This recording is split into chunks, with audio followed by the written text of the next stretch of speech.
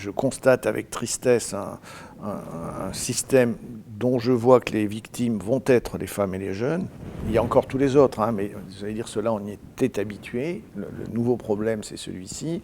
C'est devenu une norme. Ça a commencé, mais comme pour toutes les drogues, on commence par rendre ça désirable par les gens les plus emblématiques de la société. Et ça a touché les grandes écoles, ça a touché les écoles de commerce, ça a touché les études de médecine, l'X, le Central et tout ça. Et petit à petit, ça s'est inséré dans une norme comportementale. Les ivresses, vous disiez, il y avait des ivresses lorsque j'étais plus jeune, mais il y avait des ivresses dans des occasions bien particulières. Il n'y avait pas des ivresses systématiques tous les week-ends, et il n'y avait pas, et lorsqu'il y avait des soirées d'intégration ou des week-ends, ce n'était pas des semaines d'intégration. Donc on a totalement changé le rapport à l'ivresse.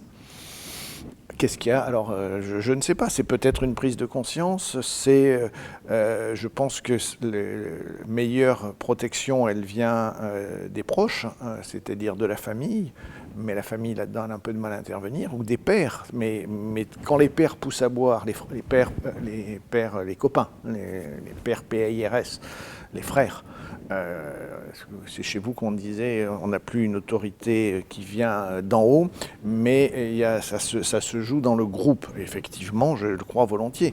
Ce matin, le rabbin Corsia disait je suis le gardien de mon frère. Oui, c'est au frère de garder son frère, ou au père de dire à son proche, mais encore faut-il que lui-même ait conscience que ce n'est pas un comportement qui est sans conséquence.